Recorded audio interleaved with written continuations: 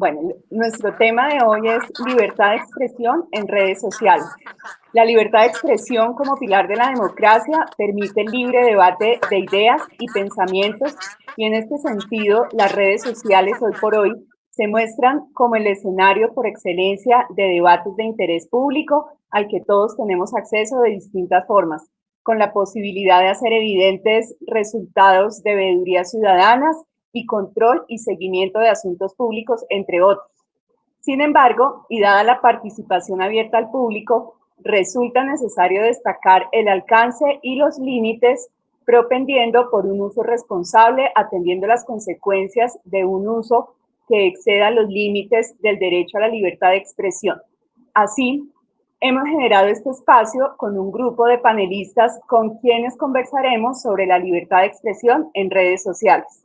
Bienvenidos, el doctor Augusto Ocampo, abogado de la Universidad Católica, experto en investigación criminal, con experiencia como magistrado auxiliar de la Sala Disciplinaria del Consejo Superior de la Judicatura, con juez de la Sala Penal del Tribunal Superior de Bogotá, docente y actualmente litigante en el área de su especialidad. Doctor Daniel Mendoza, abogado de la Universidad Externado, experto en criminología, litigante, escritor y productor cinematográfico. Ha sido litigante en temas relacionados con el derecho a la libertad de expresión y es autor de la serie Matarife. El doctor Mauricio Rodríguez, abogado administrativista, litigante en el área de su especialidad y ha sido docente en distintas universidades. El doctor Juan Trujillo, abogado de la Universidad Externado, experto en Derecho Penal, investigador académico y litigante en el área de su especialidad. Y el doctor Miguel Ángel del Río, abogado penalista y litigante en el área de su especialidad. Bienvenidos y muchas gracias por estar acá en este espacio. Mil gracias, Carolina. Saludos a todos. Gracias, Carolina. Un saludo a todos. Ok, bueno, arranquemos entonces. Cuéntenos ustedes, empecemos por el doctor del Río. ¿Cuál es esa red social, doctor del Río, que usted más usa y cuáles cree que son las principales bondades y defectos de esa red social?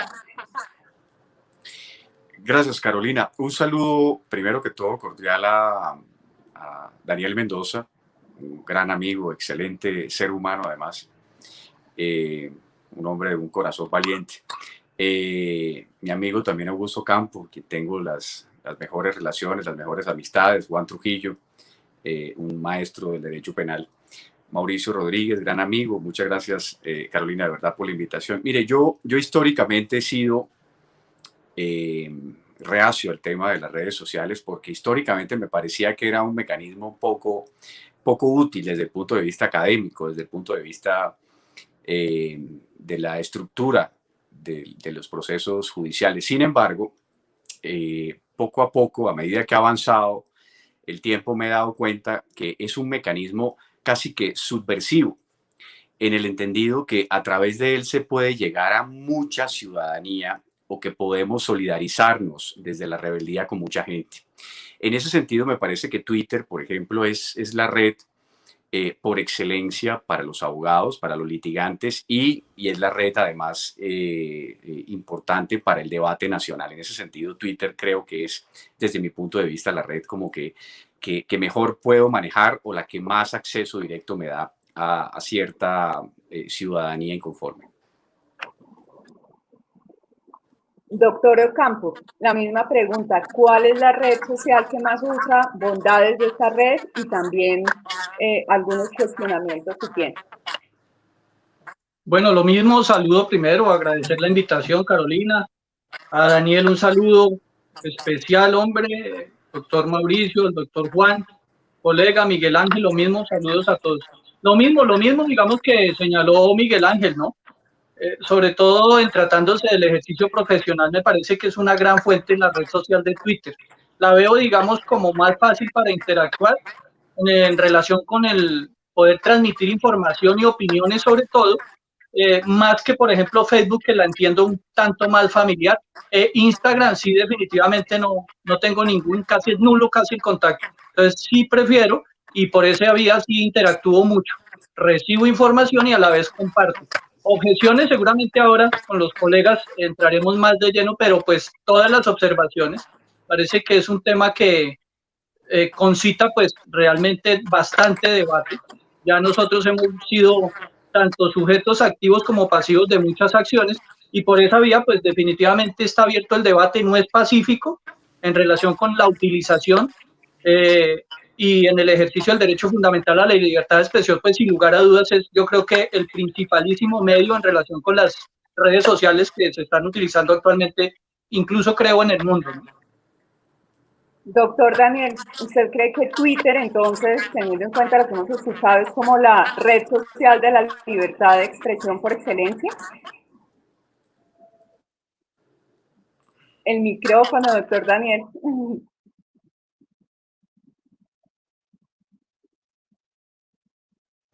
Daniel, micrófono. El micrófono. Para mí Twitter es primero que todo, es una red social que es muy rica de usar y precisamente hay que ver también la estructura, la razón de ser del Twitter. La razón de ser del Twitter es que sea una forma de expresión inmediata. En Twitter no se escriben artículos. A mí me gusta mucho el Twitter porque muchas veces tuiteo casi sin conciencia. Entonces, digamos que en un momento dado voy caminando o estoy rumbeando y se me ocurre una idea y la voto.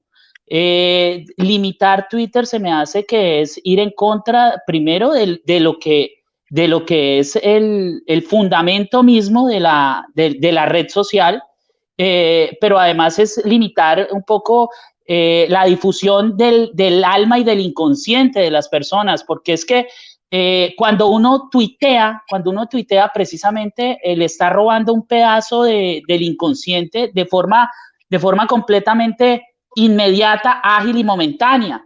Que eso no se puede dar cuando uno escribe un artículo. Cuando uno escribe un artículo es un proceso completamente diferente. Entonces uno estructura el artículo, uno piensa, uno genera una serie de estructuras previas, mentales previas que lo llevan a plasmar una idea mucho más profunda y mucho más elaborada. Y precisamente Twitter es eso, es como una canción de punk, como los Sex Pistols, como los Ramones. Es algo que sale rápido, que no podemos decir que es que vamos a limitar Twitter y que hay que tener cuidado cómo hablar y hay que tener cuidado con el madrazo y hay que tener cuidado con eso. No podemos, no, eso no, es decir, eso sería ir en contra de la misma red social, en contra del fundamento que tiene Twitter, y en ese sentido se está limitando la libertad de expresión, la libertad de expresión más íntima del ser humano. Se está casi que atentando en contra de la conciencia del ser humano y en contra del alma del ser humano y del corazón del ser humano. Y precisamente una sociedad no puede hacer eso, porque una sociedad que restringe de esa forma al ser humano es una sociedad que no puede dar pasos vanguardistas hacia el futuro. Doctor Trujillo, teniendo en cuenta eso que nos menciona Daniel en su intervención, ¿cuáles son esos límites que tiene el derecho a la libertad de expresión? Y en ese sentido, esa red social, Twitter, ¿usted cree que tiene que acatar esos límites esos límites a la libertad de expresión? Gracias, Carolina. Un saludo a todos mis amigos aquí presentes.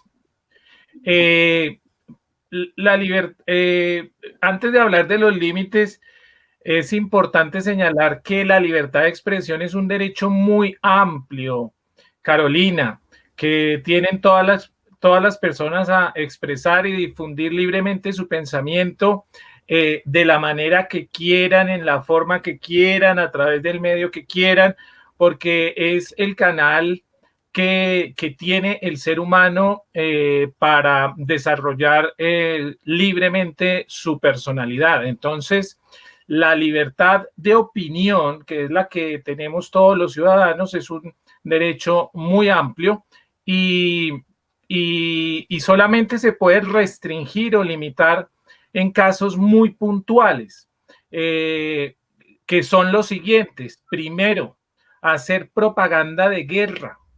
Está prohibido por el bloque de constitucionalidad y por nuestra jurisprudencia constitucional. Esto consiste en hacer transmisión de información que tenga como objetivo influir en la comunidad respecto a estimular la guerra interna o la guerra internacional. Se encuentra consagrado en el Pacto Civil de Derechos Políticos, la Convención Americana de Derechos Humanos y demás instrumentos internacionales. El segundo límite es la apología al odio, que consiste en promover y alimentar dogmas cargados de connotaciones discriminatorias que atenten contra la dignidad de grupos de individuos, ya sea por su raza, nacionalidad, género u orientación sexual. La tercera limitación es la pornografía infantil.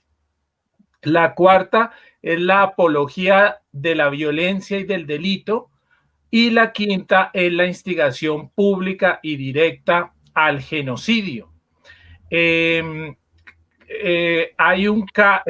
Estas causales puntualmente fueron señaladas por la Corte Constitucional en la sentencia T-391 de 2007, en un caso muy sonado en ese año, en una tutela que fue interpuesta en contra del programa de radio El Mañanero de la Mega, de RCN, donde se hacía alusión explícita a contenido sexual, y se consideraba que atentaba contra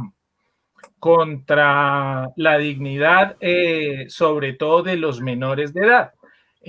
La Corte Constitucional hizo estas precisiones tomando en cuenta la jurisprudencia de la Corte Interamericana de Derechos Humanos y restringió la libertad de expresión a esos 5 puntos que acabo de mencionar.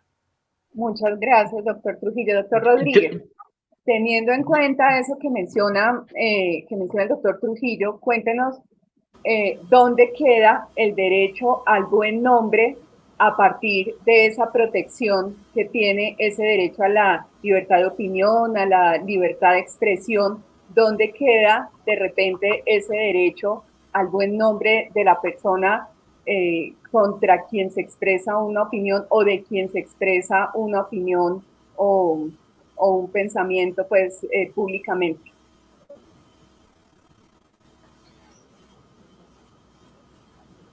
A ver, Carolina, yo primero saludo a todos los panelistas, a Augusto, a Daniel, a Juan Carlos, a Miguel y a ti naturalmente. Aquí aprendiendo porque veo que todas estas ideas que fluyen en esta conversación han sido muy importantes. A mí me interesaba la parte de pronto ontológica y toda esa vaina que señalaba Daniel, lo que acabo de señalar Juan Carlos, supremamente interesante en relación con los límites que son límites que se protegen mundialmente inclusive por el Tratado de Roma y todo eso. Me parece muy acertado este panel. Y en relación con tu pregunta es el buen nombre, o sea, cuando uno toca el buen nombre en Twitter, pues tiene algo que ver con lo que señalaba inclusive Miguel Ángel, ¿no? O sea, con el Twitter, como es una red abierta, pues se pueden lanzar diferentes mensajes.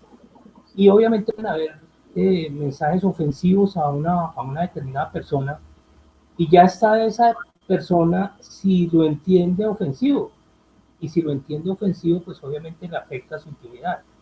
Y esa intimidad pues obviamente tiene unos límites y adicionalmente una protección por parte no solo de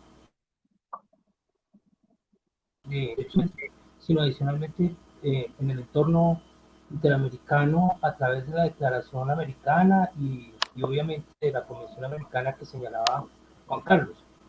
La cuestión es hasta dónde esa red puede ser perjudicial o ser benéfica, ¿no?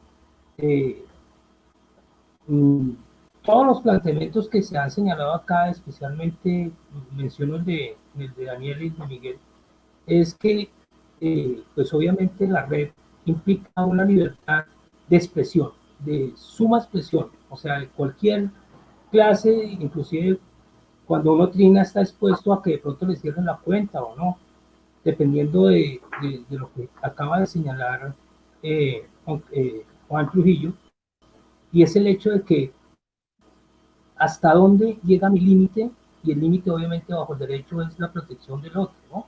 O sea, mi límite como persona va hasta donde llega obviamente la del otro. Sin embargo, en la red social uno ve, o sea, oyendo a Juan Trujillo, decía, pues todas esas conductas que él estaba señalando, obviamente bajo una jurisprudencia, pues todas las ha cometido nuestro muy querido Álvaro, ¿no? Genocidio, odio, generación de... y nadie le dice nada. Entonces, ¿cuál es el límite? El límite, pues, y adicionalmente lo de las bodegas también, que es algo muy peligroso. Yo realmente pienso que sí deben haber unos límites a la red social. Pero esos límites se van a ir decantando poquito a poquito. Ya la Corte el año pasado sacó una jurisprudencia muy interesante en relación precisamente con los límites que tienen que tener las redes. Y obviamente está señalando un marco, un horizonte, que muy seguramente se va a decantar no solo a nivel colombiano, sino a nivel mundial. Entonces yo sí pienso que las personas, obviamente cuando se ven ofensivas, tienen el derecho, obviamente, a que la otra, entre comillas, rectifique o se retracte de sus comentarios. Obviamente, cuando la información no es veraz, no es contundente, no tiene pruebas, en esos casos, porque lo que vemos ahora, y por ejemplo en el caso específico de Gonzalo Guillén, es que ha sido atacado, inclusive por decir la verdad, y eso está mal. Obviamente, cuando una persona haga un pedido de rectificación o de retracto, que son dos conceptos muy diferentes, la rectificación es simplemente aclarar un asunto y la retractación es echarme para atrás, decir, oiga, mire, me equivoqué, obviamente esta cuestión no era así como la había planteado, y establecer eso de manera clara y precisa. Hay problemas, hay cuestiones que deben ser desarrolladas, obviamente, no las vamos a desarrollar nosotros aquí en este panel, no la va a desarrollar la misma red. Obviamente será eso un punto que tenga que ver con los jueces, y fíjate que este grupo está haciendo historia en relación a eso, precisamente porque está atacando unos paradigmas que se tenían y que estamos desarrollando entre todos para dilucidar, entre comillas, lo que es cierto y lo que no es cierto. Listo. Muchas gracias. Carolina. Señor. Carolina. Doctor Ocampo. A ver, que me parece importante hacer una precisión en el siguiente aspecto, de la mano de lo que señalaba primero el profesor Juan Trujillo y Mauricio, y es que si bien genéricamente aparece consagrada la libertad de expresión, así genéricamente en el artículo 20 de la Carta, pues ha habido, de la mano de la jurisprudencia, pues muchos pronunciamientos que han establecido dos escenarios que son modalidades particulares del ejercicio de la libertad de expresión, y uno es el derecho a informar, predicable sobre todo en los medios de comunicación, en relación con los cuales se exige, a tono con la jurisprudencia, que se acaten principios de veracidad y objetividad. Y el otro, la otra expresión, es la opinión que involucra, y ahí viene el tema interesante de debate, un aspecto meramente subjetivo. Entonces son dos modalidades que parten de una concepción genérica que contempla el artículo 20 de la libertad de expresión. Y en relación con los límites, pues véanse los conflictos que actualmente, y a fe que nosotros los hemos dado ya en varios escenarios, esos debates, en relación con la pugnacidad o la tensión entre la libertad de expresión como derecho fundamental y el derecho a la honra o el buen nombre. Ahí ya viene entonces el aspecto ya desde el punto de vista probatorio, uno, y si la persona que considera de pronto que ha sido blanco de algún tipo de injuria o de calumnia o de algún señalamiento que considera le afecta a su honra, pues tendrá los escenarios judiciales, pero realmente una cosa que sí quiero precisar también, y es que sería flaco favor se haría si por alguna circunstancia se trata de reglamentar o de limitar el ejercicio del artículo 20 constitucional. Me parece que en cada caso se debe analizar y será, si se acude a los escenarios judiciales, una autoridad la que decida en últimas cuál de los dos debe, en relación con el ejercicio de los derechos, debe ceder. ¿Puedo meter la cucharada? Claro, doctor Mendoza. Mira, yo sí quiero referirme a lo que dijo Juan Carlos respecto de los límites y cuando se habla de la apología al odio y de la apología al genocidio y la promoción del odio y del genocidio. En este sentido es que no solo es hablar de límites, sino es hablar de los contrasimbolismos que generan las mismas redes. Y es muy importante tener en cuenta esto, las redes como defensa de los mismos límites de la libertad de expresión. Las redes como forma de manifestarse frente a hechos como son esos límites. Cuando se habla de la apología al odio y cuando se habla de la apología al genocidio y la apología al odio, hablamos desde la homofobia hasta posiciones de género que son completamente lesivas.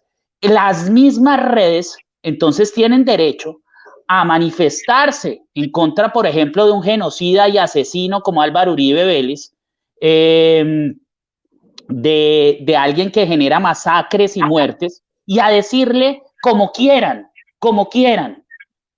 Si le quieren decir paraco y jueputa, se lo pueden decir. A mi modo de ver, se lo pueden decir. Y en este sentido, que yo lo diga o no lo diga será otra cosa. Pero cuando le dicen paraco y jueputa a Uribe Vélez, es algo que debe permitir, que debe estar permitido por la Constitución.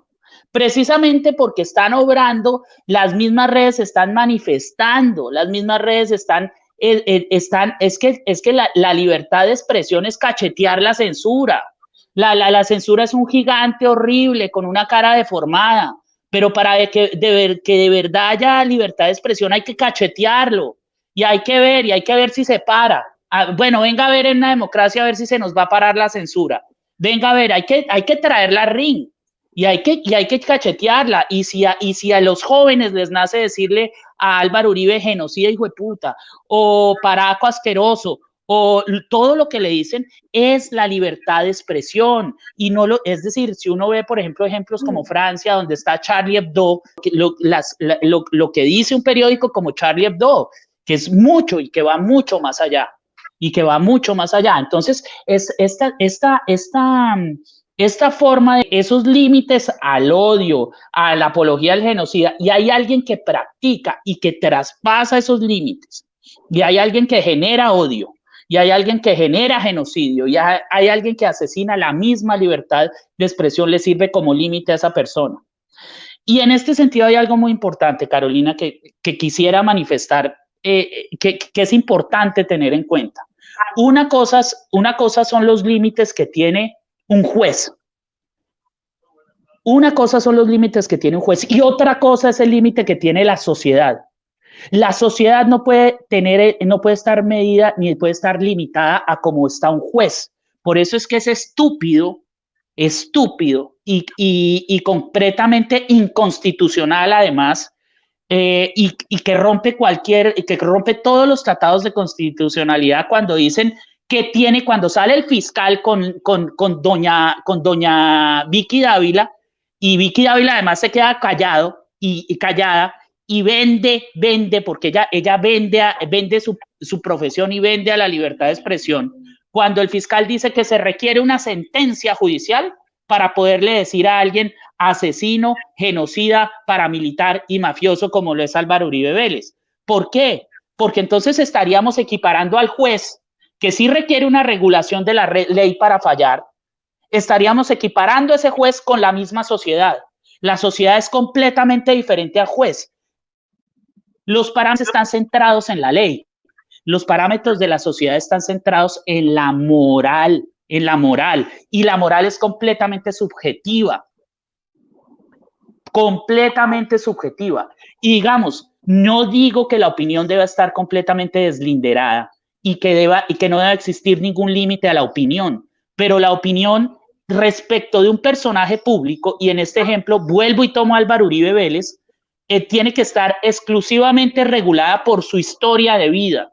Entonces, si a un personaje público la historia de vida lo presenta como Álvaro Uribe Vélez, como un asesino, como un narcotraficante, como un mafioso asqueroso, pues la gente le puede decir lo que quiera y los adjetivos que quiera respecto a estos tres hechos. Y como se lo quiera decir, las formas ya no importan dentro de una sociedad libre y democrática. Las formas se acaban, se difuminan, se eliminan en una sociedad libre y democrática.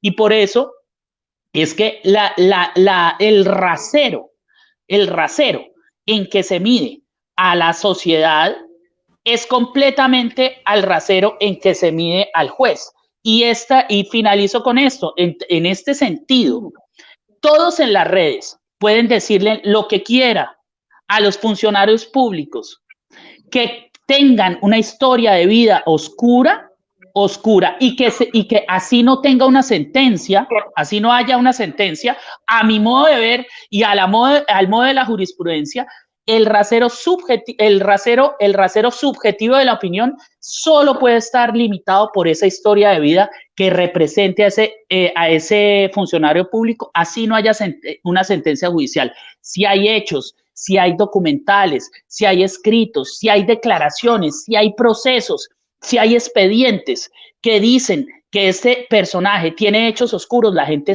tiene derecho a manifestárselo. Y cuando hablo de la gente, hablo de los referenciadores más pequeños, hasta las amas de casa, hasta los referenciadores más grandes y hasta los periodistas más reconocidos.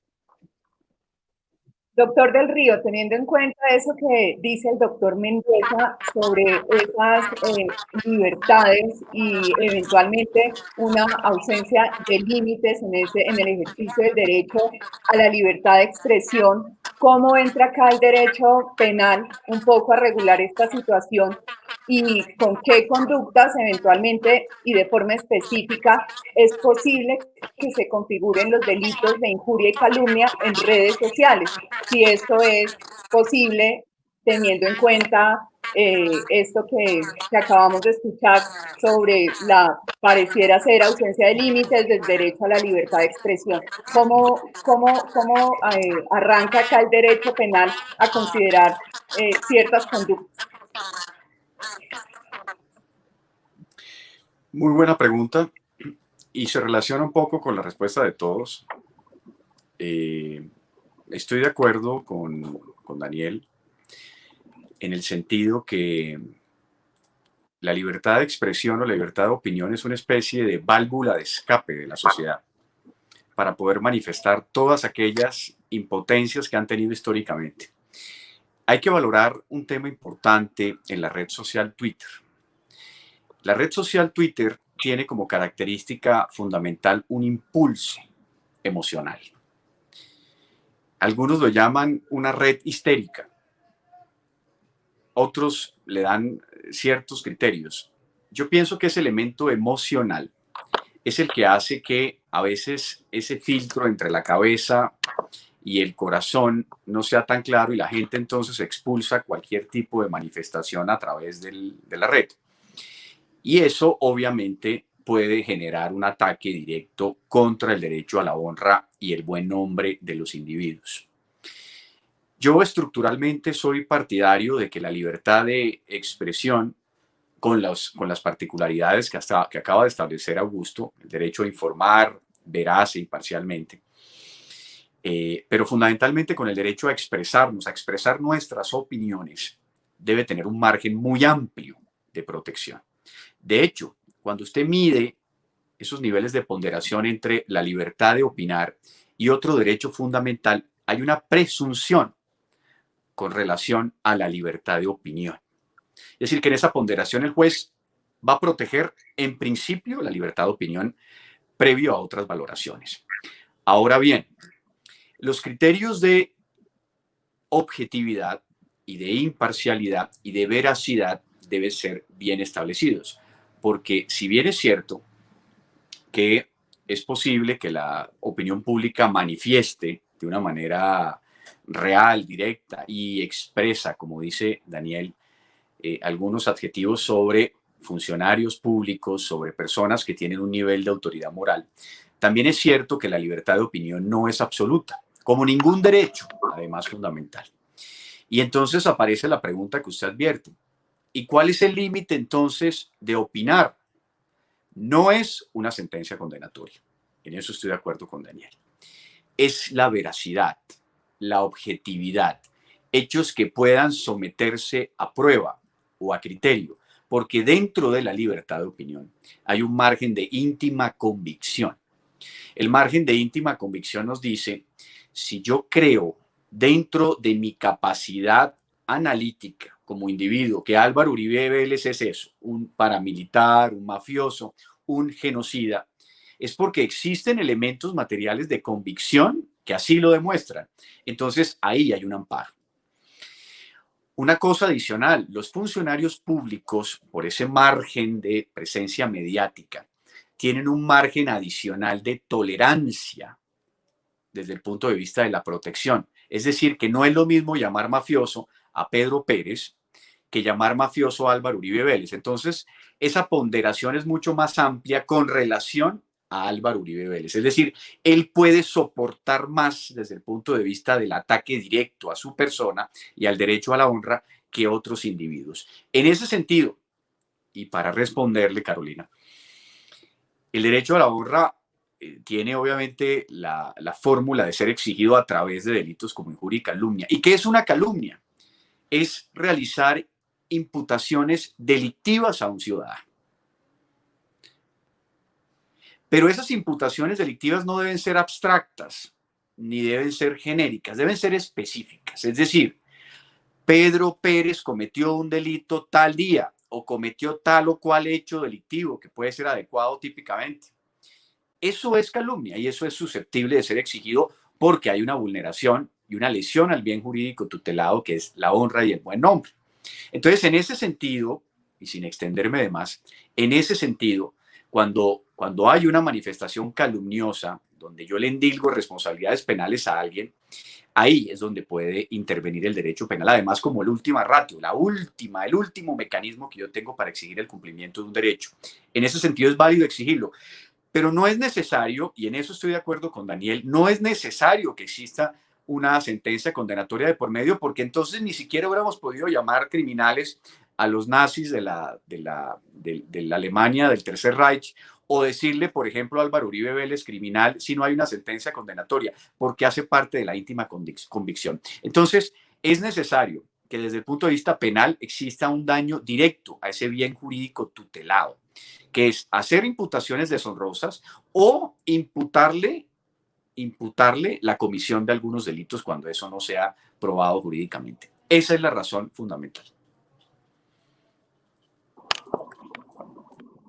Doctor Ocampo, hablando de servidores públicos, yo estuve revisando una noticia donde usted tuvo que afrontar un proceso disciplinario cuando fue funcionario de la Alcaldía Mayor de Bogotá a partir de unos mensajes o unos trinos que fueron publicados en su cuenta personal de Twitter.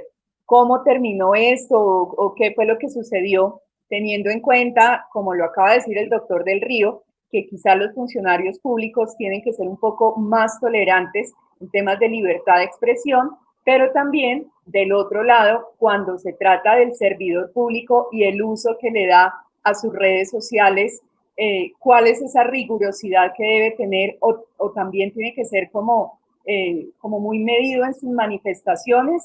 ¿Cuál fue como esa situación que usted vivió siendo funcionario público en la alcaldía? Bueno, digamos que para ubicar en contexto, eso fue por allá en el año 2013. Luego significa que no había todavía, digamos, algún abundante desarrollo jurisprudencial que ha habido ahora, incluso por vía del derecho comparado. Acá todavía nos falta mucho acá en el escenario local. Sí, yo era funcionario público de la Alcaldía Mayor y desde mi cuenta primera precisión, desde mi cuenta personal, emití unas opiniones, pero no opiniones, que seguramente para algunos, por eso se formó el escándalo, constituían injuria, calumnia o ambas cosas, ambos delitos. Específicamente hice unos señalamientos serios y severos en contra de varios periodistas, de pronto los más connotados, y lógico, eso generó al día siguiente una reacción por parte de la personería y en una actuación express, que no duden llamarlo, pues fue definitivamente en últimas calificado así como una persecución. Me abrieron una investigación disciplinaria, un proceso verbal, que es un proceso sumario, para llegar a una sentencia pues de manera expedita, y se adujo que yo estaba incurriendo como funcionario público, no obstante ser una cuenta personal, emitiendo mis opiniones particulares sobre mis creencias en relación con el comportamiento de ciertos periodistas, que estaba incurriendo en un tipo disciplinario, es decir, que había incurrido, que había injuriado y había calumniado. Eso siguió así y, como señalo de manera muy rápida, fui sancionado en primera instancia. Fui sancionado como servidor público. La sanción en el efecto suspensivo significaba pues que no necesariamente tenía que salir del cargo, lo que me permitió, de la mano de las herramientas del derecho y del conocimiento que yo tenía, pues ejercer a través de, por vía del recurso de apelación, mi defensa, con la fortuna, además porque debía ser así, no había otro camino, que en este caso el personero distrital, la cabeza del organismo de control, me absolvió. Y básicamente los argumentos, que además fueron y aparecen plasmados en un libro de unos tratadistas especializados en derecho disciplinario de la Universidad Externado de Colombia, que lo titularon el capítulo especial El caso Ocampo. Básicamente lo que se señaló en relación con esto, no existe todavía, ojo que no existe un precedente sobre el tema, se trató de fijar por vía de la persecución en mi contra uno. Lo que pasa es que yo lo impedí, como les digo, pues a través del recurso, en la exposición que hice en la apelación.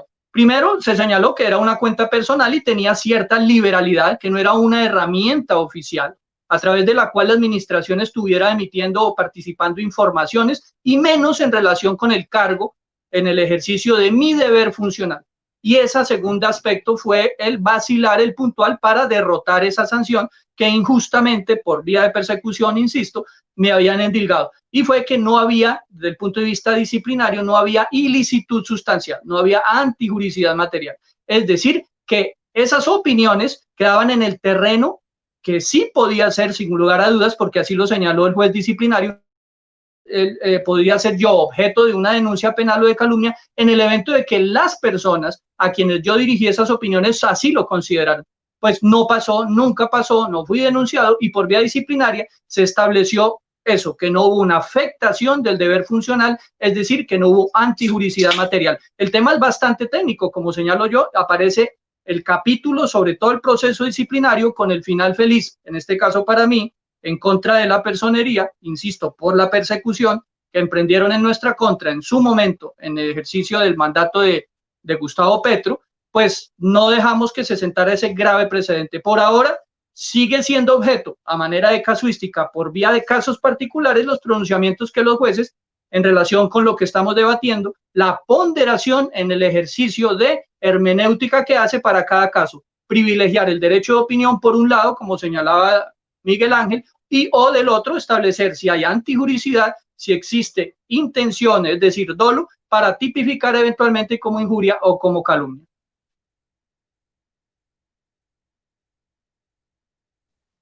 ¿No se te oye? No se te oye, Carolina, no pusiste el... Ya, listo, gracias. Doctor Rodríguez, estaba haciendo la siguiente pregunta. ¿Ya se escucha? Sí. ¿Listo? Doctor Rodríguez, sí. Inicialmente, cuando usted intervino, habló de esa figura de rectificación y también creo, o no sé si habló fue de retractación, una de dos, pero quisiera que nos contara cuál es esa diferencia que existe entre la rectificación y retractación para efectos prácticos. A ver, Carolina, la retractación es, se dice algo que no es cierto. Obviamente cuando algo no es cierto, pues obviamente no es cierto. Entonces es echar para atrás lo que se dijo, ¿sí? Decir, hombre, mire, me equivoqué, esto no es así, esto no es acorde a la realidad. Entonces, era lo que decía Miguel y lo que decía Augusto, pues obviamente existen unos límites, que es el objetivo, ¿sí? Que la información sea veraz y que adicionalmente tenga una prueba, ¿sí? Y si eso no existe, pues obviamente hay un deber de retractación, que es volver y excusarme y decir, esto no fue. A ver, pongo un ejemplo. Si hoy digo que es martes, pues estoy faltando la verdad, ¿sí? No es martes, o es domingo, o es lunes, o lo que sea, ¿sí? Entonces obviamente tengo que ser acorde y constante con la realidad. A diferencia de lo que es la rectificación es simplemente aclarar algo que se dijo objetivamente, ¿sí? Que de pronto no se dijo de la mejor manera o ceñido del todo a la verdad, simplemente se hace el comentario de decir, oiga, mire, rectifico, voy a poner inclusive un caso que es actual y es el que le correspondió hacer a Gonzalo Guillén por orden de un juez, y ahí se hablaba de retractación o rectificación, y Gonzalo dice, yo no me retracto, porque lo que dije es cierto, veraz, y adicionalmente eso fue toda una investigación, ¿sí? En ese evento, pues obviamente, ¿qué es lo que hizo Gonzalo? Que es lo más prudente y todo eso. Rectificó porque un juez de la República me está ordenando rectificar, pero me sostengo en lo que no más. O sea, estaba dando atención a lo que señaló un juez, ¿sí? Que le obligó inclusive a retractarse. Eso lo tenemos en discusión. Bueno, lo que quiero significar es que generalmente la rectificación implica simplemente una aclaración de algo que se dijo, que de pronto no era lo suficientemente ilustrativo de una verdad. En ese entorno, pues obviamente, pues cabe la rectificación, que es muy diferente a la rectificación que está atrás, como si hubiera dicho una mentira. Quería hacer dos comentarios en relación a lo que dijeron ahora Miguel y Augusto, y inclusive Daniel, y es en relación con algo que tiene que ver con lo que está pasando, inclusive con esta persecución judicial que se le ha hecho a la nueva prensa, a los periodistas y todo eso, y es que en muchos casos se utiliza una figura penal que debiera ser, entre comillas, denunciado en lo penal, ¿sí? Que era lo que suficientemente señaló Miguel Ángel como injuria o calumnia. Y entonces la llevan a campo de un supuesto derecho fundamental de protección a través de una tutela. Yo pensaría, no sé qué opinen mis compañeros, y es que ahí, entre comillas, no cabría, si hay una tutela, no tengo por qué llevar un delito por el ámbito de la tutela, que sería la injuria, la calumnia. Para mí es algo improcedente, inmediatamente debería cerrar, y sobre eso no hay una jurisprudencia contundente, cerrarle el camino precisamente a esos vicios, entre comillas. Si hay un delito, pues hay un delito y hay una jurisdicción especial. Si hay una ofensa al buen nombre, a la honra o la supuesta honra, pues obviamente el procedimiento sería la tutela. Listo. Doctor, Carolina. Doctor Ocampo. Carolina, una cosa. Disculpa, es para precisar también, importantísimo, me parece a mí, para que veamos cómo el tratamiento no ha sido pacífico, que si nosotros nos vamos al Código Penal, en el capítulo específico en donde aparece regulado los delitos de injuria y calumnia, que son contra el bien jurídico que tutela la integridad moral.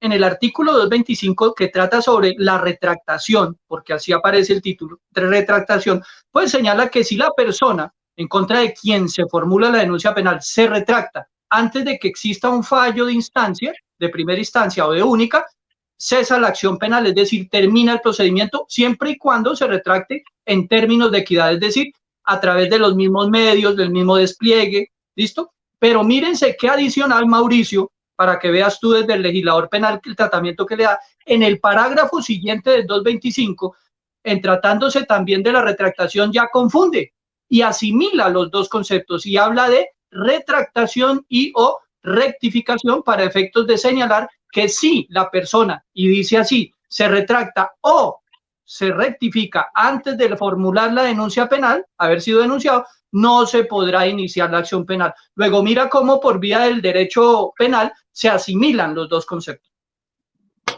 Y no solo eso, Carolina, y ya le doy la palabra a Juan, porque a Juan no le hemos dejado hablar. Miguel, ¿me permite algo muy breve. Miguel, permíteme una cosa y es, Augusto, mira, cuando se habla del Código Penal, cuando habla de retractación y rectificación, no lo está haciendo, no se tiene una función y es el O. El O generalmente es disyuntivo, ¿sí? Literalmente es disyuntivo, es una conjunción. Cuando se dice, cuando es algo independiente, o sea, o existe esto o no existe. Entonces, sí se entienden disímiles las dos cosas. Y hay jurisprudencia sobre eso, hay jurisprudencia penal sobre el contenido de la reclamación y el contenido de la rectificación. Por eso te digo, o cuando se habla de o, que es diferente ahí o ahí o, ¿sí? Siempre la conjunción o la partícula o va a implicar una diferencia entre algo y algo. Claro, Mauricio, pero el tema es los efectos. Yo digo el señala el legislador penal, y acá lo tengo, dice, no se podrá iniciar acción penal si la retractación o la rectificación se hace pública antes de que el ofendido formule la respectiva denuncia. Es decir, que yo digo lo asimila en relación con los efectos, que si se rectifica o se retracta, la consecuencia es la misma, es en ese sentido. Sí, en realidad desde el punto exegeta la norma, desde el punto del lenguaje y de la exegesis de la norma, pues son dos conceptos que en principio deberían ser diferentes, pero desde el punto de vista del telos de la norma, de la finalidad y de los efectos, pues son la misma cosa los dos conceptos en realidad, rectificarse y retractarse, de acuerdo a lo que dice la norma. Ahí lo que podemos ver es que el Código Penal está muy mal redactado, creo que esa es la conclusión también, y que amerita pues una reforma un poco, no solo de fondo, sino de forma en muchos aspectos. El Código Penal fue redactado a las patadas, fue una brutalidad que se trajo el doctor Granados con su combo de amigos y que lo que hizo fue hacer una melcocha de sistemas que en últimas es un sistema que no se sabe bien qué es, si es el sistema norteamericano, no tiene jurado, de verdad que es un sancocho mal hecho, insípido, desagradable, y eso se ve, y además hecho por gente que no sabe leer bien, como son los abogados del genocida paramilitar Álvaro Uribe, que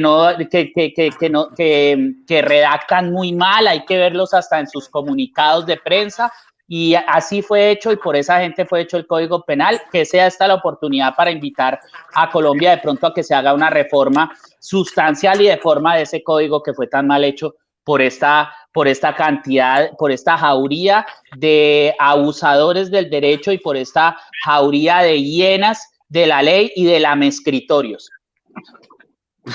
Es que en el mismo sentido, y Juan, le he volado la oportunidad, Juan, de que hable varias veces. Recordemos que los códigos penales y los sistemas penales, o el sistema punitivo en términos generales, son sistemas para perpetuidad del poder, ¿no? Entonces el poder simplemente crea un sistema que no hace otra cosa que protegerlo al mismo.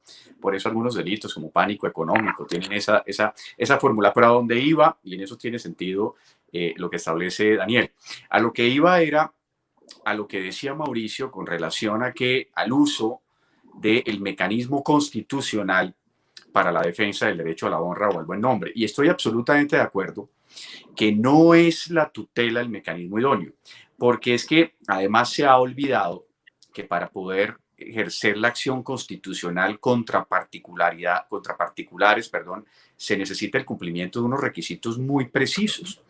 Entonces, ¿qué pasa? Y ese es casi que el final natural de las acciones de tutela contra particulares, por manifestaciones contra el derecho a la honra, que no cumple algunos criterios específicos. En ese sentido, lo que siempre o casi siempre advierte el juez de tutela es que existen mecanismos diferentes para poder exigir el cumplimiento del derecho a la honra y al buen nombre. Era lo único que quería aportar. Gracias, Carolina.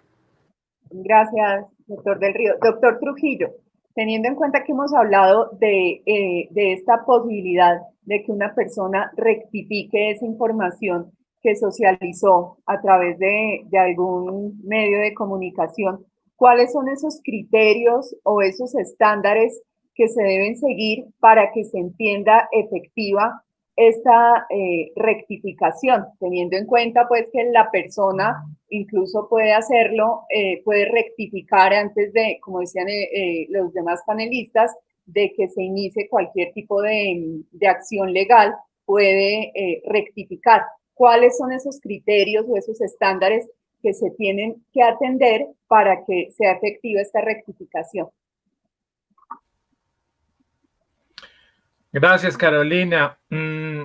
Bueno, las reglas establecidas en materia de rectificación señalan que quien exige la rectificación, quien la solicita, en principio no tiene que probar la intención dolosa del comunicador en causarle un daño. Basta comprobar que lo expresado es falso. Es decir, aquí ya estaríamos en una segunda regla, y es que quien exige la reclamación tiene una carga de la prueba, que es probar que lo que está diciendo el emisor del mensaje es falso, es tergiversado o carece de fundamento. Y la rectificación tiene un trámite. Primero está obviamente la solicitud de rectificación que debe hacer el afectado, presentarla directamente al emisor del mensaje. Esto cuando se trata de medios de comunicación o de periodistas. Cuando se trata de particulares, en principio no habría necesidad de ese trámite de solicitud de rectificación, o cuando se trata de vulneración al derecho a la intimidad, tampoco es necesario agotar ese trámite, ese requisito de procedibilidad. Ahora bien, en tratándose de comunicadores sociales, si el medio o el periodista no rectifica en condiciones de equidad, reconociendo expresamente la equivocación y dándole a la noticia y a la rectificación un despliegue informativo equivalente en cuanto a la extensión de la noticia y al alcance, entonces el afectado puede interponer la tutela. Perdón, doctor, cuando se habla de situaciones de equidad, también se refiere al sitio a través del cual se publicó la información, ¿sí? Exactamente, la rectificación en condiciones de equidad significa que cumpla con lo siguiente. Primero, que la haga quien difundió la información. Es decir, no la puede hacer su abogado o no la puede hacer una tercera persona. Segundo, que se haga públicamente. Tercero, que tenga el despliegue y la relevancia equivalentes. Si la afectación ocurrió en la red social Twitter, entonces la rectificación no es en Instagram, es en Twitter. En tercer lugar, o en cuarto lugar, que quede claro que está aceptando una equivocación. Y quinto, que sea oportuna, es decir, hacerlo en un término razonable, tal y como lo ha sostenido la Corte Constitucional en reiteradas sentencias. Incluso la Corte Constitucional también habla o sugiere respecto de ese término razonable que haya una inmediatez. Esto para efectos de la rectificación. Y también quería puntualizar dos puntos. Que la rectificación evidentemente obedece más a un tema de derecho constitucional, que se utiliza en materia de acciones de tutela, como el derecho a que se aclare, se corrija, se modifique una información falsa o imprecisa que afecta a una persona.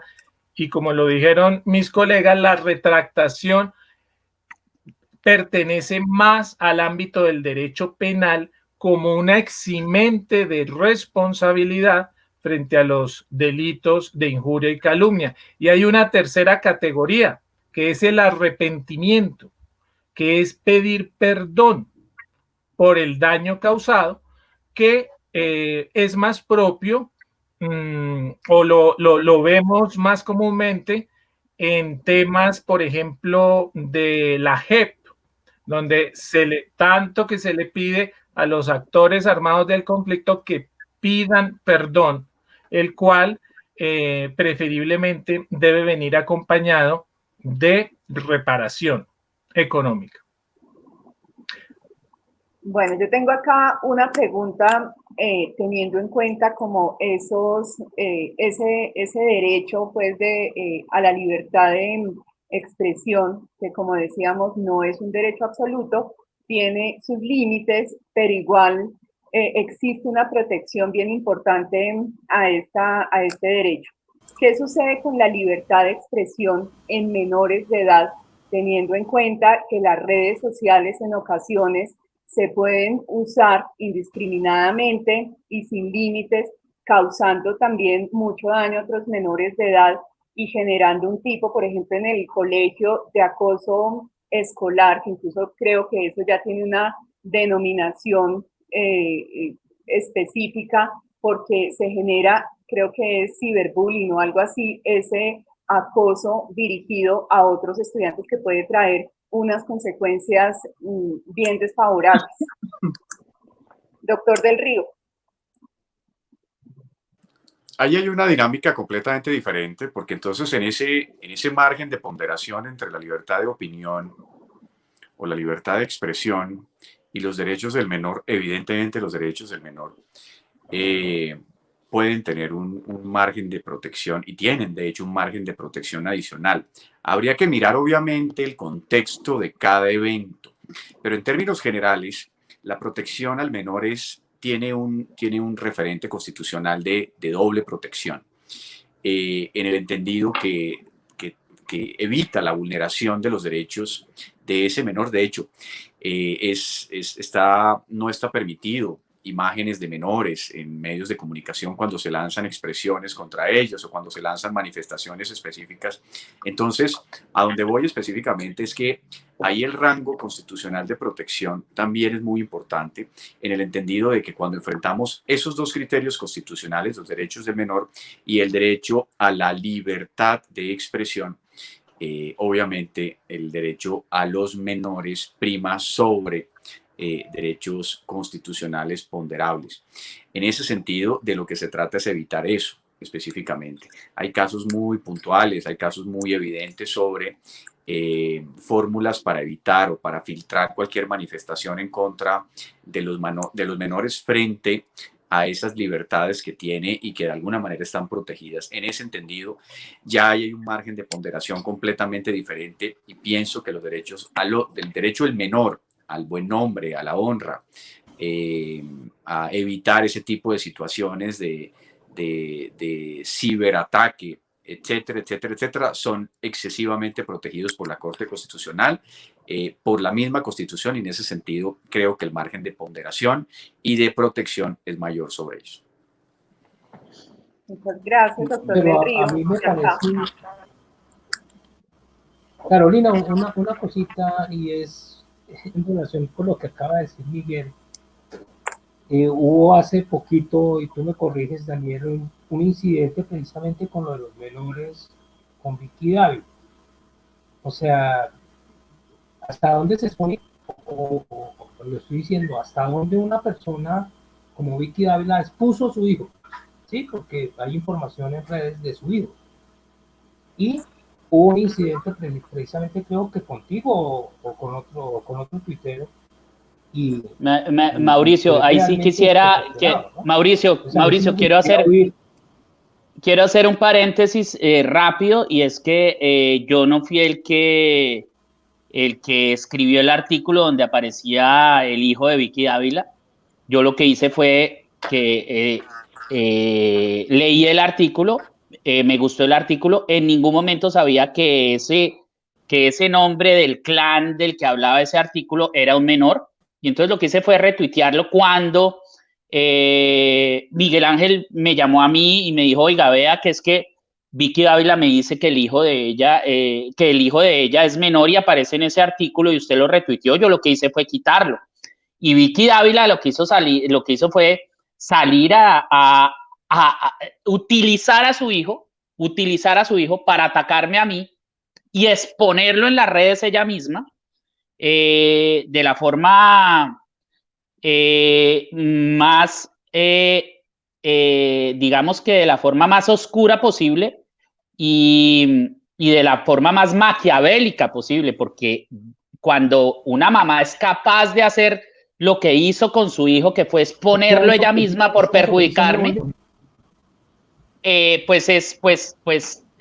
vemos a lo que ha podido llegar, que es a prácticamente ser la promotora en redes de las masacres y del genocidio, y la que le ha encubierto a Uribe mediáticamente, haciéndole entrevistas, y ser uno de los ejes del aparato organizado de poder, y una de las principales periodistas que ha secundado a Álvaro Uribe en su labor de asesino y genocida desde su micrófono y desde su columna. Lo ha promovido y lo ha apoyado.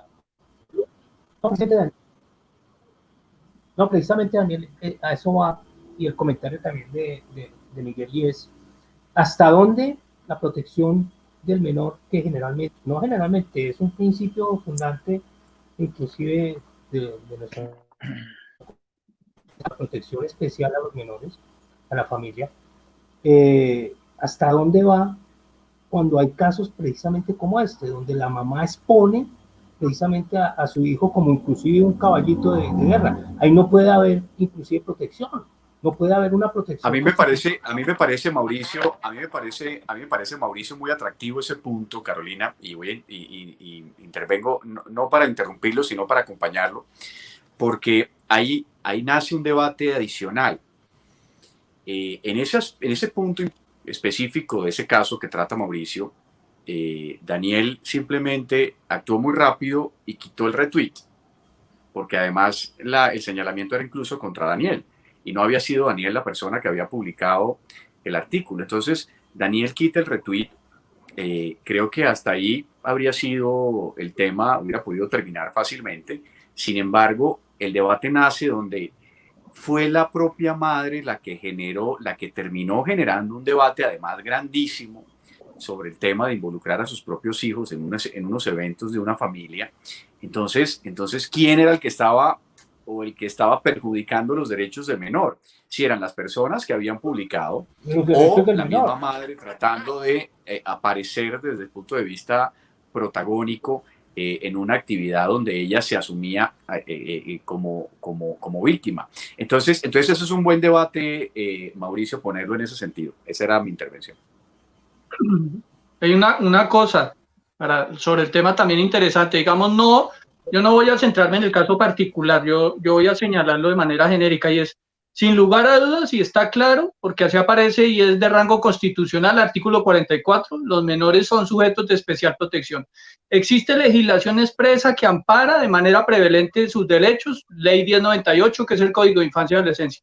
Pero ojo, adicionalmente, para que vean ustedes, para las casuísticas futuras en estos eventos, hay una ley, que es la ley 1581, la que protege datos personales, y hay una jurisprudencia de tal vez de 2018, no la ubico ahora, en donde señala lo siguiente, y muchos, yo he tenido varios casos, muchos, incluso colegas, doctor Miguel Ángel y todos, la desconocíamos, o incluso yo, y es que hay un tipo especial, que es el artículo 269F del Código Penal, que trata sobre violación de datos personales, y da pena de prisión, y es quien exponga, por ejemplo, sin permiso, sin el consentimiento debido, una foto, un dato personal, incurre en ese punible. Y si nosotros vemos de la mano de la prevalencia de los derechos de los menores, pues existe lógicamente una protección especial reforzada. Entonces, ojo que ahí hay varias razones de orden constitucional y de orden legal que exigen pues especial celo sobre el tratamiento de ese tipo de información. Sí, hubiera sido muy interesante meterle que algún ciudadano le metiera una tutela a Vicky Dávila por la forma en que estaba exponiendo a su hijo. Y reitero y aclaro, cuando digo que Vicky Dávila patrocina y que Vicky Dávila secunda este régimen del terror, del muerte, de la masacre, del genocidio con el que está obrando Álvaro Uribe Vélez a través de su muñeco de trapo que es Iván Duque, es porque a través de sus micrófonos y con sus columnas, a mi modo de ver y desde el punto de vista de mi opinión subjetiva, ella hace parte de este aparato organizado de poder, de esta fábrica del crimen, de esta corporación genocida que ha fundado Álvaro Uribe Vélez desde hace 30 años. Y es obvio que lo está haciendo y que una persona que es capaz de exponer a su hijo, como lo hizo Vicky Dávila, en ese caso, a su propio hijo, una mamá que hace eso, que utiliza a su propio hijo y que lo expone públicamente, solamente para ver si gana rating y para entrar al debate mediático que tenía conmigo, es una persona muy oscura, es una persona que como periodista no vale la pena y es una muy mala persona, y una muy mala persona, como lo han dicho y se conoce, no puede ser un buen periodista. Daniel, yo quería mencionar una cosa, y tienes razón en una cosa que no, en una cuestión que no ha sido suficientemente de pronto profundizada, y es precisamente cuando periodistas como Vicky Dávila, como Salud Hernández, hasta dónde llegan a ser apologetas del delito. O sea, por ejemplo, hay cosas que son indefendibles y ellas terminan haciendo, inclusive el ataque vil y tenaz contra los magistrados de la corte, todo eso. Ahí debería haber un límite, no tanto a la red Twitter, sino a la persona que emite y a la condición de esa persona, ¿sí? Que sería una periodista. ¿Sí? Una periodista tiene que tener un límite en relación a lo que está diciendo, y completamente de acuerdo, comparto tu opinión en relación con, por ejemplo, la exposición al hijo, pero también es que se van estas dos mujeres y otros periodistas, que ya sabemos cuáles son, se van a los extremos, inclusive a atacar la misma institucionalidad del Estado, a atacar, obviamente, bajo un delito, que ahí ya viene la calumnia, la injuria, inclusive otros, inclusive el fraude procesal, porque están coadyuvando a determinados abogados a mostrar una realidad que termina siendo falsa. A mí se me hace eso muy peligroso, y eso entre nosotros también tenemos que mostrarlo a la opinión pública. Doctor Ocampo, hablando un poco de servidores públicos, ¿puede un servidor público que difunde información de asuntos relacionados con el ejercicio de sus funciones, de su cargo, podría bloquear cuentas en Twitter? Es decir, alguien que le cuestiona personas que lo señalan, le señalan sus actuaciones, ¿podría bloquearlas? Sería, pues, por supuesto que podría hacerlo, pero ¿sería legítimo que lo hiciera? Bueno, pues espectacular pregunta porque también es muy coyuntural. Sobre el tema también se ha explorado muy poco. Por vía de derecho comparado aparecen dos referencias, dos, por no decir tres. En México aparece un tema en donde la Corte se pronuncia y señala que en tratándose de funcionarios públicos y de, entre comillas, ataques a sus opiniones en relación con el ejercicio de su cargo como político, no puede bloquear. Y adicionalmente el año pasado, si mal no estoy, o no, fue en 2018, una juez federal en los Estados Unidos también le prohibió a Donald Trump bloquear porque, si mal no recuerdo, pues violaba la Constitución, tal vez la primera enmienda. Y en Colombia existe un antecedente no tan reciente a propósito de un bloqueo que hizo Enrique Peñalosa a un concejal, entiendo que fue a Sarmiento, a Sarmiento, y le ordenaron por vía de tutela al exalcalde Enrique Peñalosa desbloquear esa cuenta. Siempre tener en cuenta, para efectos de analizar cada caso, si esa cuenta es lo importante, como en el caso que señalamos anteriormente, transmite información pública y tiene la naturaleza de público el cargo, el cual, digamos, en este caso quiere bloquear.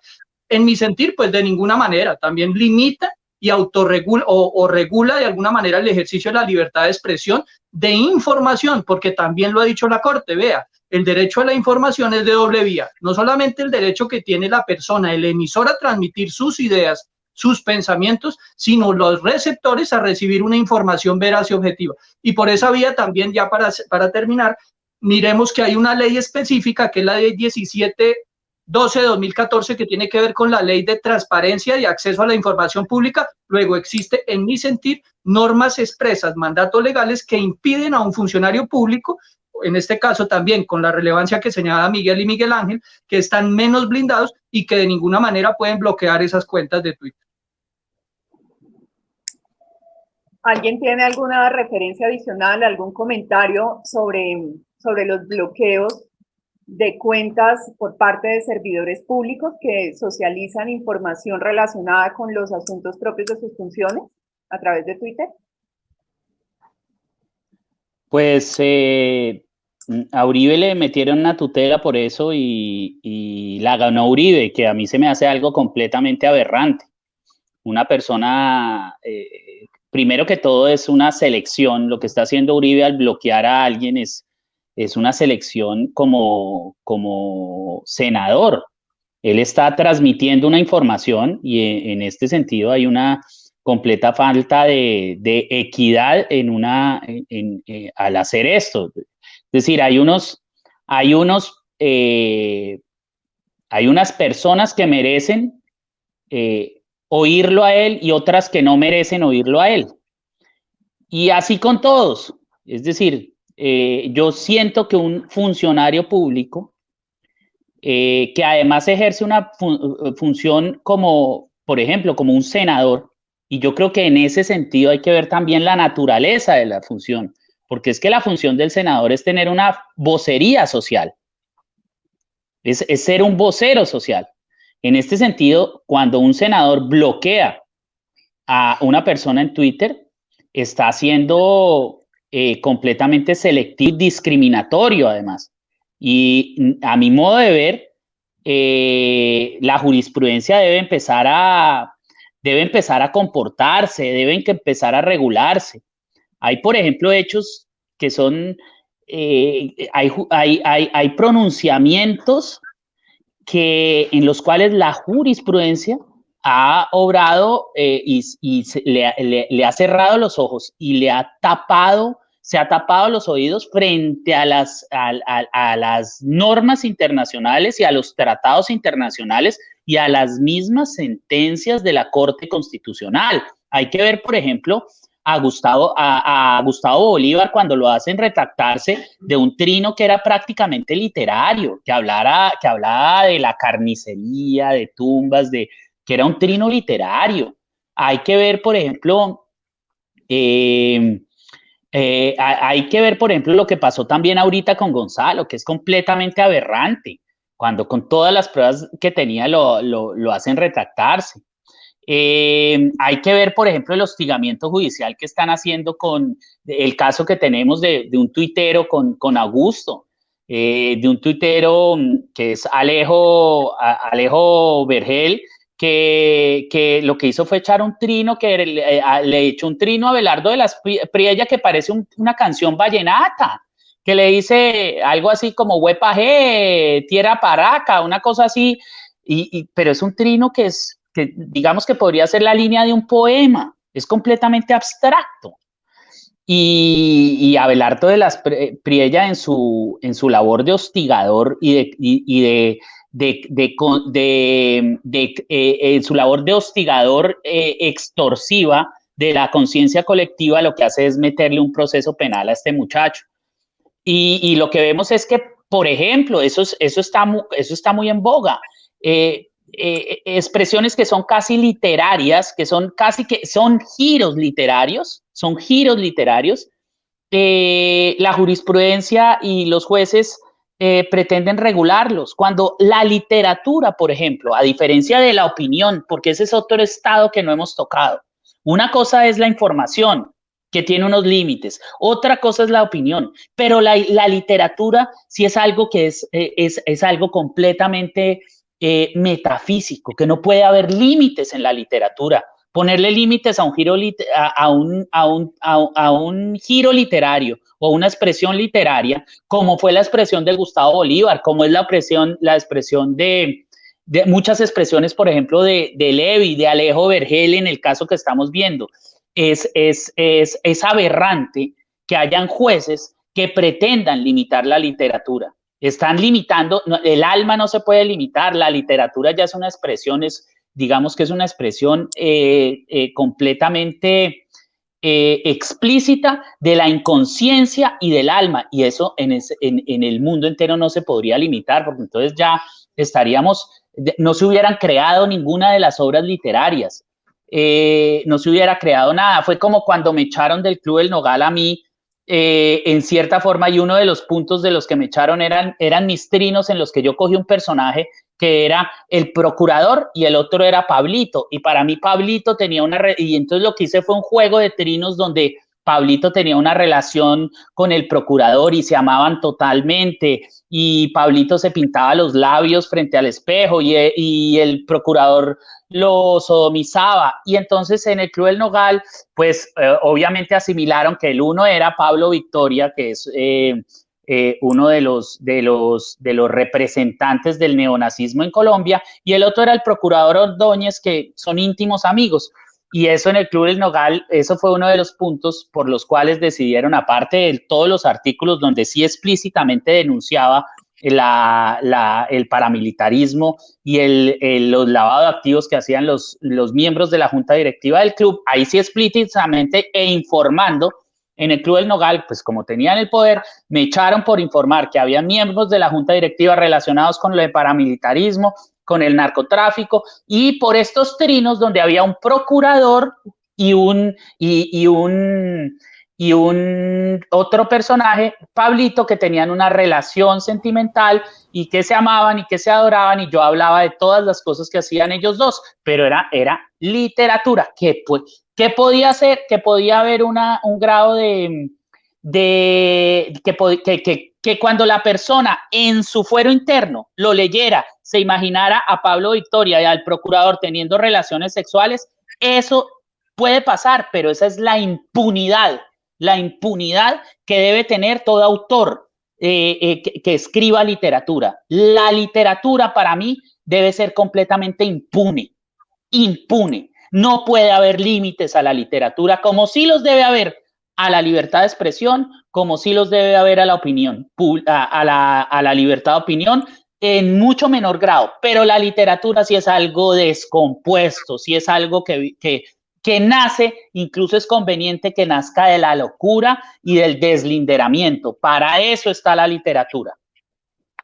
Bueno, y ya para terminar, yo quisiera... Carolina. Doctor. Carolina, discúlpame, es que Daniel en la primera parte dejó ahí una idea interesante, y es la siguiente que me parece que vale la pena acotar en relación con lo de bloquear o no el Twitter y la legalidad o la constitucionalidad de ese aspecto en relación con los funcionarios. Y es que si nosotros nos vamos y miramos que lo que se está tratando, Daniel, de impedir en algunos eventos es que interactúe el ciudadano y por esa vía controvierta lo de ese funcionario, ¿cierto? En este caso un político, pues entonces miremos el artículo 40. El artículo 40 habla sobre el derecho que tienen todos los ciudadanos a ejercer un control, conformación y control de político. Y por esa vía miremos nosotros que existe gran probabilidad de que un ciudadano, a través de una acción constitucional de tutela, invocando ese artículo 40, pueda salir adelante y ordenar por vía de un estrado judicial, de una decisión en firme, que ordenen desbloquear esa cuenta para poderle hacer control político a ese sujeto. Bueno, ahora vamos con esta última pregunta que es para todos y es, ¿qué hecho puntualmente recuerdan ustedes cuya socialización en redes sociales haya sido definitivo, ya sea para advertir a la sociedad sobre una situación de interés general o para definitivamente poner en conocimiento de la sociedad alguna situación, algún hecho que hubiera resultado fundamental y en lo que Twitter o cualquier otra red social hubiese sido protagonista para difundir una información que solo se hubiese logrado a través de una red social como esta? ¿Quién quiere empezar? Yo creo, a mí me gustaría empezar, Carolina. Yo creo que el evento, se me vienen a la cabeza muchos, pero yo creo que el evento del asesinato del abogado Javier Ordóñez recientemente generó una explosión que quizá Twitter fue el instrumento, por ser un instrumento tan proclive a la emotividad, fue esa especie de vector de las emociones que generó una explosión. Porque además a partir de ese momento y la gente a través de ese instrumento se empoderó en ocasiones de una manera violenta, que si bien es cierto, la violencia tiene explicación a veces en la injusticia o en la impotencia prolongada, lo cual no es justificable en algunos casos, sí fue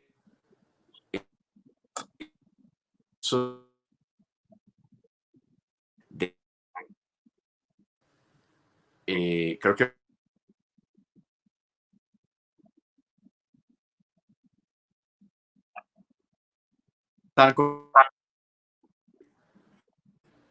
¿Aló? ¿Sí están conmigo ahí? Creo que no, creo que me fui por un momento. No, se congeló un momento, entonces si podemos retomar como el último minuto sería perfecto. Ok, perfecto. Entonces lo que decía es que la red social había sido ese instrumento canalizador de todas esas emociones. De hecho, terminaron muchas personas asumiendo que detrás de toda esa explosión espontánea existía un criterio organizado. Y pues no, porque es que, repito, Twitter es un medio que responde a la emotividad, a la impulsividad, y eso no se puede controlar. Es decir, no se puede ponderar la emotividad con la organización, por el contrario. Ese tema fue un desborde emotivo que terminó además en vandalismo y terminó en una suerte de violencia que, repito, tenía elementos de justificación por el elemento injusticia y que fueron canalizados a través de ese medio y esa red social. Entonces se me viene a la mente ese evento como característico del poder mediático que pueden tener estos instrumentos, estas redes sociales, para canalizar las emociones de la ciudadanía, pero además, porque es que no puede ser además un elemento de contención, porque no hay contención. Apenas nace la injusticia, nace el desborde. En ese sentido, ese es el evento que se me viene a la cabeza, que ha tenido una trascendencia importante últimamente. Yo tengo otro y es la niñez política. O sea, la niñez política es una investigación que, o sea, que fue espontánea, ¿sí? Nadie sabía, inmediatamente saca la Nueva Prensa, Julián, Diana y Gonzalo, la noticia. Es una noticia que ha ido creciendo por la red, porque la gente quiere conocer eso que está pasando. Y a mí me impresionó inclusive la semana pasada, esta semana creo, la semana pasada, ya que la Corte haya decidido, oiga, mire, al señor Uribe lo voy a investigar yo, ya es algo que, entre comillas, implica la importancia de esa noticia que se vio, entre comillas, opacada por el COVID, por el coronavirus, pero que en este momento otra vez está fluyendo porque la gente quiere saber, y a raíz de toda la corrupción que se ha destapado, quiere saber qué pasó con esa específica noticia. Obviamente la noticia de Javier Ordóñez es importante, pero yo creo que es muchísimo más importante, y se darán cuenta ustedes que puede inclusive desestabilizar al Estado colombiano, sus instituciones, inclusive acercar al presidente. Carolina. No, yo simplemente quiero señalar que gracias a los teléfonos celulares hoy en día, pues todos los días, no hay un evento, son muchísimos eventos los que quedan registrados, no solamente en Colombia, que es una sociedad bastante conflictiva, sino incluso en Francia o en Inglaterra se ven todos los días abusos policiales, y si no fuera por los teléfonos celulares y por las redes sociales, probablemente no nos enteraríamos de ello. El caso pues que tenemos más reciente, muy bien lo señaló Miguel Ángel, es el del abogado Ordóñez. Pero yo no quería terminar sin hacer una referencia a algo que tocó Daniel, que quiero brevemente señalar respecto a la revista Charlie Hebdo que él mencionó en Francia, y es que el derecho a la opinión es tan amplio que incluso en Europa, en los Estados Unidos y pues obviamente en Colombia, pero en los países de referencia está expresamente consagrado el derecho a la burla, que era algo que también tocó Daniel cuando hizo comentario a unos trinos que él puso, burlescos y satíricos, que son extraídos de alguno de sus libros, y por eso él hacía esa defensa con vehemencia acerca de la literatura. Y es que Ronald Dworkin, el famoso jurista justnaturalista norteamericano, tiene un artículo muy interesante en defensa al derecho a la burla política. Y él dice que en una democracia nadie, por muy poderoso que sea, puede tener el derecho a no ser insultado y ofendido, ya que quien se dedica a la política se expone voluntariamente a cualquier insulto y a cualquier burla que la gente le haga. Y en Francia, con motivo de precisamente de las caricaturas de Charlie Hebdo a la figura de Mahoma, los tribunales franceses consagraron el derecho a la blasfemia, sosteniendo que los dioses y los libros sagrados, las religiones, los dogmas, las banderas, los símbolos patrios, no gozan del derecho al buen nombre, ni del derecho a la honra. Es decir, no se puede predicar ni de Buda, ni de Confucio, ni del mismo Jesucristo derecho al buen nombre.